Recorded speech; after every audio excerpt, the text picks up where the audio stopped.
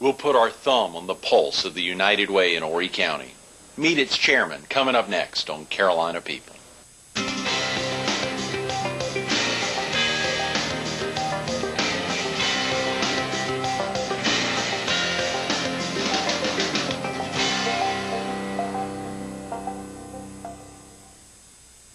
Good morning.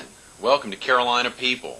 This morning we're at the Myrtle Beach Herald, Myrtle Beach's most trusted locally owned newspaper, here at their offices at Myrtle Square Mall. And we're visiting with David DuRant, the General Campaign Chairman for the United Way of Horry County's annual campaign drive for 2004, and the Vice President of Prestwick Country Club, a division of the Jackson Companies. Good morning, David. Hi, Greg. Thanks so much for coming in. I appreciate it. And wrapping up such an exciting week. We've had some amazing Horry County folks in this week. It has been such a blessing. And, of course, to wrap it up on such a great note, a big campaign this year. Well, it is a big campaign. Thanks for having us. I saw some of your other guests, and kind of a hard act to follow, but thanks for having us. Well, and I felt that way all week, but I think they said the same thing about you all week. They're being kind. Let's hear about how are you feeling where we stand right now? You all have a substantial goal this year. Yeah, the goal is $1,360,000, and we're about 70% of the way now, which is a fantastic start. Obviously, we still got a ways to go, and but everybody feels real great about it, real good. And we'll make that goal. If we have to get down there and beg and borrow and steal, we will get that goal accomplished in the next couple of months. Great, absolutely. How long does the campaign normally last, David? We kicked off early September, had a day of caring, which we invited a lot of our volunteers to actually get out in the community and roll up their sleeves and actually go to the agencies and do the work. That was early September, and we'd like to get it completed by the end of this year. December 1st is a goal, but it'll probably carry into right before Christmas time. That's wonderful. Yeah. Of course, just whatever it takes to get it done. I know you want to wrap it up in 03. It is all for 04, though. The money is allocated to the agencies in 2004. Okay. We raised the money this fall, obviously in 2003, and try to get it wrapped up by the end of the year. In the last couple of years, the campaign has carried over into the next year, but hopefully this year we're off to a great start. The numbers are coming in, and people are working hard out there. And it looks like we got a good chance to get it wrapped up by the end of this year. Great. Yeah. David, you know Horry County pretty well. Yeah, born and raised in Myrtle Beach, grew up here. Actually born in Conway, and the only reason that was because there wasn't a hospital in Myrtle Beach when I was born. So. But grew up here in Myrtle Beach, sure did. One of the few natives. Son of a gun, when you think about that aspect, everyone was born in Conway then.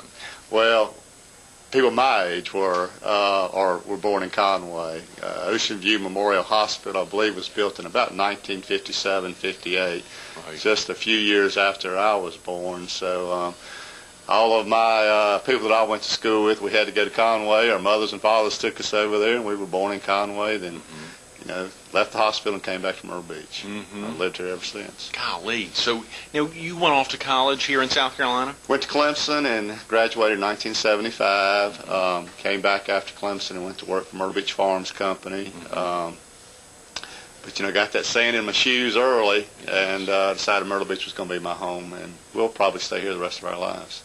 That's fantastic. And you said we, David. Well, I'm married to my wife, Missy, and I got two children, Laura and Allison, and one's 18 and one's 11, almost 12. She thinks she's 20, but this is our home, and we plan on staying here for the duration. Two girls, David. Two girls. Yeah, I think there's fathers, and then there's fathers of daughters. Well, they're special. Both of them are special kids, and we've been really blessed. We couldn't ask for any more with our kids. Absolutely. That is fantastic. They are a full-time job. I bet. I'm trying to think, how does David DuRant run, obviously, Prestwick, and think about the aspect of general campaign chairman for this, and then to raise two girls? It's been a busy fall. Yes. The campaign, fortunately, we've got a lot of great volunteers, and I just kind of steer the boat. They do a lot of the work. But along with that, we still got the club, the Prestwick Country Club, and the golf business, and some other businesses that I'm associated with. And then with the girls' activities, it seems like I'm on the road all the time. It's a busy schedule. Yeah, what are some of the things the girls are involved in at 11, soon to be 12 and 18? My oldest daughter is a mentally challenged child, so she has a lot of special needs herself. So, and then the 11-year-old is what every 11-year-old kid likes to do, likes to go to football games, all the school activities. And somewhere we mix some homework in there too, even though she'd rather be out playing with her puppy dogs than doing her homework. But we stay busy. How exciting, David. Let's talk about the Myrtle Beach in the 60s. For viewers, of course, you know the bulk of our viewers are in the PD and in southeastern North Carolina. Obviously, a heck of a lot of them were coming down to the beach even well before the 60s. But what was it like growing up in Myrtle Beach in the 60s? Well, the term small town comes to mind. Well, Myrtle Beach today is a metropolitan area. Back in the 60s, I guess I was in elementary school, junior high, and in the high school. I guess the population was about 10,000 people, and of course we knew everybody then. It was a small town. I grew up on Ocean Boulevard, and my mother still lives in the house that I grew up in, and I think I can still remember them paving the boulevard in front of our house. And so it was a small town. You probably have heard the stories when Labor Day came. They kind of rolled up the streets, and the pavilion boarded up all the doors, and it was kind of a small ghost town down there today, or back in the 60s. Today, obviously, it's a year-round destination. But it was a small town, and high school, the schools were a big part of everybody's lives. Every Friday night, the whole community went out to the football games. And today, there's so many other opportunities and things to do. I think some of that small town, hometown feeling is not as prevalent today as it was in the 60s. But it was great. It's a great place to grow up. And you went to Myrtle Beach High School? Went to Myrtle Beach High School, which is the school I went to is no longer there. The Kmart Shopping Center across from First Presbyterian Church is where the old high school used to be, and I think they knocked it down in the mid-'80s. But and truthfully, the size of the school hasn't grown too much. We were about 1,000 students back in the 60s, and I think Myrtle Beach High School today is still about 1,000 students, with most of the population area going outside the city limits of Myrtle Beach towards Sox Team, Carolina Forest. But yeah, it was a small feeling. We knew everybody. I played sports through high school and had a great time. How exciting, David. And, of course, you said you came back, you left Clemson and still having the sand in your shoes. What was it like being up there for 4 years knowing I need to get back to Myrtle? Yeah, it's funny you asked that. And I still go back to Clemson a lot. We try to get back up there 3-4 weekends. But growing up in Myrtle Beach, it was a small town, and I wanted to go back to a small town, and some opportunities opened up after graduation from Clemson. And at that time, I was obviously single, but I came back home and went to work, and I had that sand in my shoes. I liked the beach. I liked the opportunities that being by the ocean and by the inlets make available to you. So I knew this was a place we wanted to come back to live. And you started working for a company that thoroughly has its sand in its shoes. Share with the viewers a little bit about Myrtle Beach Farms. What exactly is that? Of course, it shares a different name now after a merger in '90, but I came back in 75 or 76 and went to work for Myrtle Beach Farms Company, which now is merged into Burrs and Chapin, which is one of the largest companies on the beach. If not, it is the largest organization in town. But Myrtle Beach Farms was a big landholder of the area, had thousands and thousands of acres, and still do. But they were the founding company here at the beach. And I worked in their main office and kind of the administration side and the accounting side of the business. And I truly loved it. They're wonderful people over there. And if some other things hadn't happened during my life in the mid-'80s, I enjoyed it so much I'd still probably be working there. But they're wonderful folks. And obviously they've done a tremendous job in Myrtle Beach. At that time, the Myrtle Beach Pavilion and Myrtle Square Mall had just come online, and those were two of their big breadwinners. And then they followed with Myrtle offices and the golf courses, and they later went on to merge with Burrs and Collins from Conway to become Burrs and Chapin Company. And obviously, the rest is history. They're a major organization and player in the county. Absolutely, they've had their impact on so many things. And even now, though, the pavilion still shuts down in the wintertime. So there are aspects of even that company and of the beach that stay the same throughout. It's still, even though it's almost year-round now, it's still not seasonal, but 10 months out of the year, is the major season for Myrtle Beach. And in January, February, things do slow down. The golf business tapers off that time of year. I'm in the golf business, and January and February are our slowest times, and then March through, the middle of December we stay busy. But Myrtle Beach is almost a year-round destination with plenty to do on a year-round basis. Oh, so, absolutely. Even though the pavilion might close for a couple of months, I was speaking with their general manager last week, and I asked her, it must be nice to take a break. And she said, well, truthfully, I took a couple of days off, and now I don't know what time I'm supposed to get up in the morning, what time to go to bed, but she's still very busy. Oh, I'm sure. That's right, getting ready for the next season. That's exactly right. Absolutely. When you think about the aspects, David, of being, and of course, I'm glad you mentioned golf, even playing a little golf, but of course, I think I saw you're treasurer of the Myrtle Beach Area Golf Course Owners Association. Yeah, I got involved with that organization, Myrtle Beach Area Golf Course Owners Association, which is a group of all the golf courses on the Grand Strand. There are about 100 members of the association, and we meet about once a quarter to talk about the golf business. And I'm the treasurer, and I've been actively involved, and it's a great organization. And it's nice to rub elbows with our competitors, but also our friends. And golf is having a little bit of a tough time now. It's still very, very good business, but our rounds are kind of flat. So it's nice to hear from our competitors how we can all get together to make this a better golf destination for all of us. Absolutely. And is there not, and of course, we need to segue from Myrtle Beach Farms into the Jackson Companies, and obviously the opportunity there at Ocean Lakes back in 1983, but there is a group of campground operators or camping resort operators that, albeit competitors, still great friends. Sure. I've been in the campground business for a long time, too, through the Jackson Companies, and there's actually a group called the Myrtle Beach Campground Owners Association. Okay. And there's 7 major campgrounds on the beach, on the Grand Strand. And about once a quarter, that group gets together and discusses the issues that are relevant to campgrounds. And they do some joint advertising together.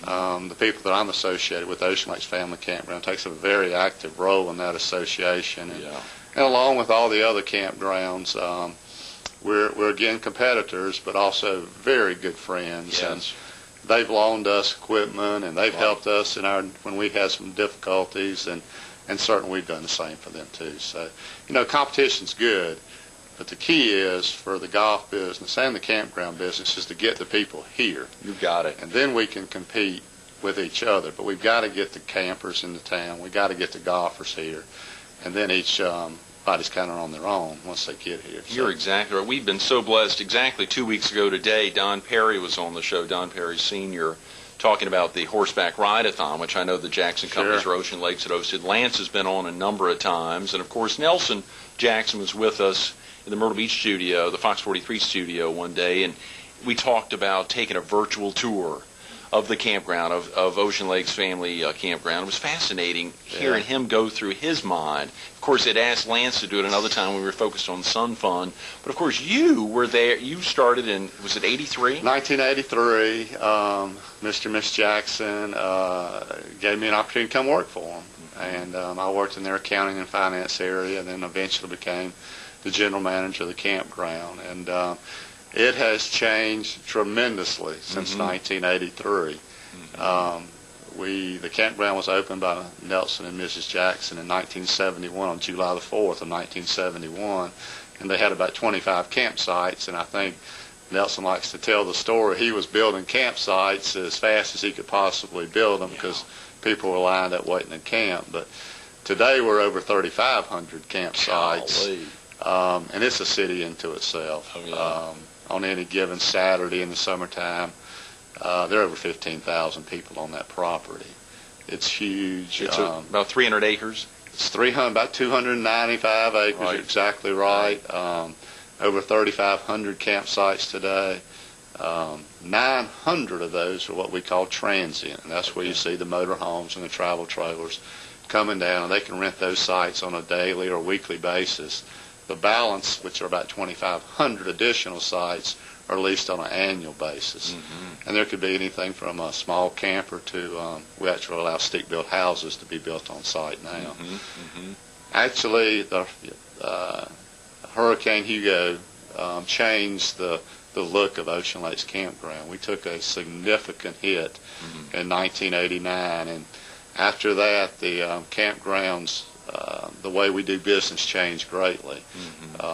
The annual lease sites took on a whole new role where we allow people to stick-built homes in there and add on to campers. So if you've never been in Ocean Lakes, it's a city now. It is amazing, David. And I had never been in until Nelson was kind enough to give Loretta, the producer of the show, and I a little pass, right. A 2003 pass. And I'd asked Lance to go through that virtual tour, and of course it's fascinating hearing him talk about it, and I wanted to ask you to do that, but of course we got to focus on the United Way and the campaign, but it's just an incredible facility. It's amazing. We everything from water and sewer to the electrical to the garbage pickup to 300 employees that we have in the summertime down there. We do it all, and it's like a city. Everything that happens in Myrtle Beach happens at Ocean Lakes, mostly positive. There's obviously a few negative things that happen from time to time. They have to be dealt with also. We have a tremendous security presence there, which gives it a family feel where people can actually let their children of all ages ride bicycles or ride golf carts throughout the park, and there's a warm, they really feel safe in there, and that's real important. Nelson figured out real quick that if you take care of the children tell the parents where to camp and what to do. So we have a tremendous recreation program. I think there's over 30 employees that work strictly in the recreation for the kids, and it's been a phenomenal business. And David, that's an effort that all 7 of the large campground owners make an effort to do, to really make that commitment, not only to children, but to keeping it a family and safe atmosphere. Yeah, I think that's the key. All of these campgrounds on the beach have security situations that have to be dealt with from time to time, but overall they are an extremely safe environment. Parents feel they don't have any question about letting their child leave at 8 o'clock in the evening to go ride a bicycle, and knowing that if they do get lost, and Ocean Lakes is a fairly large place, that there's somebody that's always going to help that child to get back to their parents. So I think that's a big part of camping. It's a family environment. And nothing against hotels, but you ride an elevator and you don't know the person that's in the next room beside you.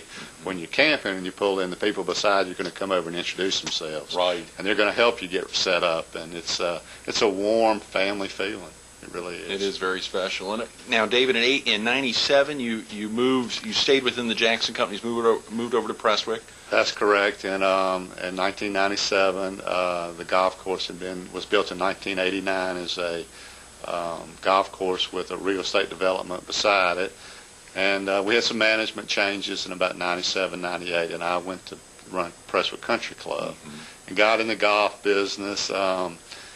Really liked to play golf. Had never been in the golf management business, but I guess management is management, and I'm still there today, and I've learned a lot about the golf business in a short period of time, and I really like it. I still have some responsibilities with the campground also, but about 90% of my time is now with Prestwick Country Club. So you still interface a good bit with Lance, and Dennis Wade's going to be with us in a couple of weeks. Yeah, Lance and Dennis and Steve Alger, Dennis is president of the company, and Lance, myself, and Steve are vice presidents. And we meet once a week together and bounce ideas off each other. And if we have any kind of questions or problems, and as a team, we can solve most everything we need to solve.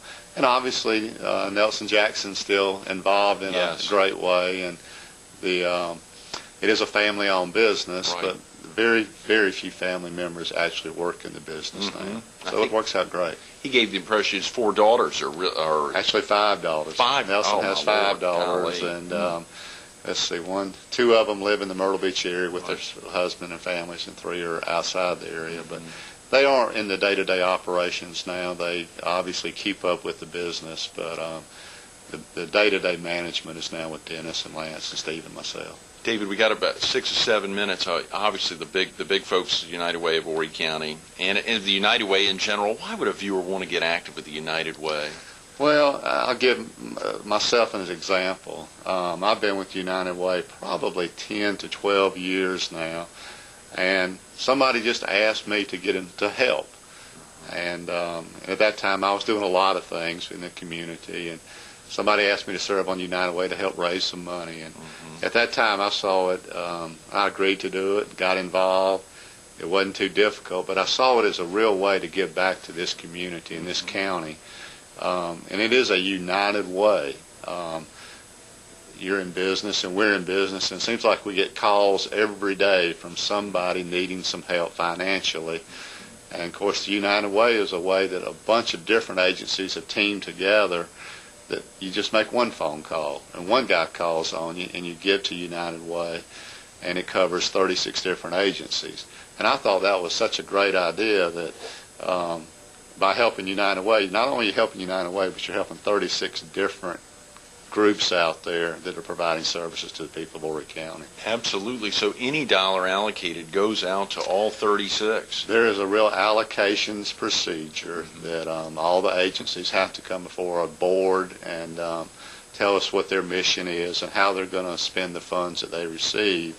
And then our board decides on how the dollars are allocated out to these different groups based on their need and their size and what they can do to make this a better place for all of us to live. I saw that great-looking brochure y'all have with David Bennett in there, the new coach of Coastal Carolina University football team, and I think it talked about in there if there is one of those 36 that you want to focus on, but you want the United Way to really spearhead how those funds are used, you can make a donation directly and spearhead it. Sure. Well, first of all, I want to thank David Bennett. And I don't know if you know David. He's the head football coach at Coastal Carolina. He's super guy. He's been on the show. He is sure great. He has. Yeah.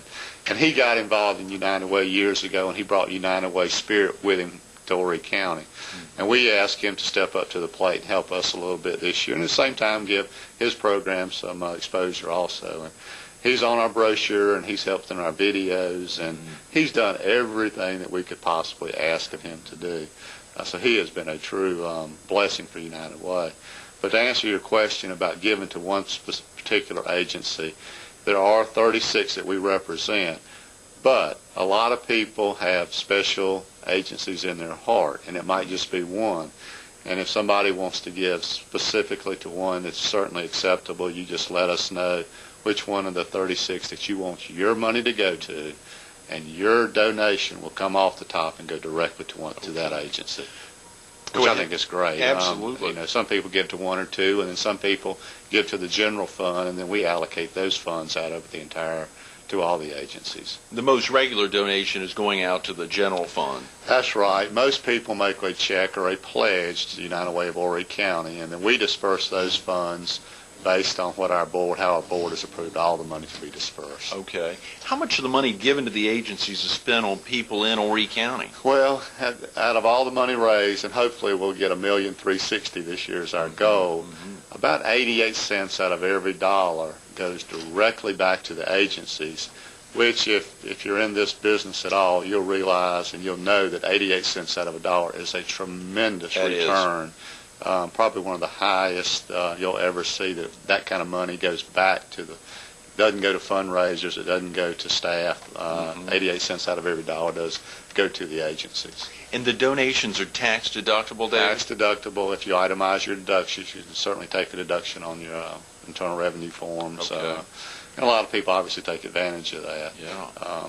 I will say that charitable giving has been off of the last year or two, and we've all had difficult times raising the money. This year, probably more than ever, the 36 agencies are really, and some of them are in dire need of funding. So hopefully we can raise this money and keep these agencies going for next year. If a viewer pledged or gave a donation here in 2003, the funds would be allocated or spread out in what next year? Yeah, the money raised today is appropriated for funding for next year. Now, all the agencies have sent in their request and gone before committees wanting to know how the money's going to be spent. But we can't spend the money before we receive it. So the money we receive today, or raising hopefully by the end of the year, will be spent in 2004. Okay, that's David. correct. We've just got a couple of minutes. How does a local agency, just that mechanics real quick, get the funding from the United Way of Horry County? I'm glad you asked that. All the agencies, or the agencies that are looking for funding, come to United Way. They take the first step and they come and meet with us or let it be known that they'd like to receive funding from United Way. And then they have to present a detailed financial accounting of all their past spendings and how they raise funds and how much money they need. And then they go before what we call an allocations committee. A group of volunteers sit in with their executive directors or their managers, whoever's in charge of that agency, and they hear their need. And they have to explain how every dollar will be spent and what they're doing for the community. And then that allocations committee makes a recommendation to our board of directors, whether they feel like this agency is worthwhile or they really need the money or the money's going to be spent like we want it to be spent and it's not going to be wasted. And then the board votes to see if this agency is worthy of receiving money from United Way. And this year there's 36 different agencies that have gone through that process. Actually more than that. Some didn't get funding this year. But we are going to fund 36 agencies for next year. That's fantastic, David.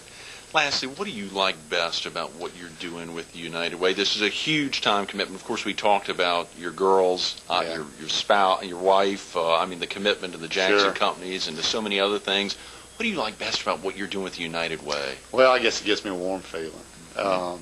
I know I'm doing something. Maybe it's a small something, but we are trying to raise a lot of money that's truly going to help not only 36 agencies, but literally thousands of people in the Horry County and even some in the Georgetown community that will benefit by this. And it's a little self-serving for me too. It really touches me personally, and it's a small way that I can give back to a community that's truly meant everything to me. This is my home, and I think it's important not only to raise your family here, but you've got to give something back to your community in some type of volunteer way, and Horry County happens to be the way I go with it. Horry County's the way he goes, and giving back is the theme of today and the theme of all week. Some amazing folks in, but David really tops it off, the cherry on the top. David, thanks so much for being with us and giving back. My pleasure. Absolutely. Thanks for having us. Stay tuned to more Carolina People coming up next.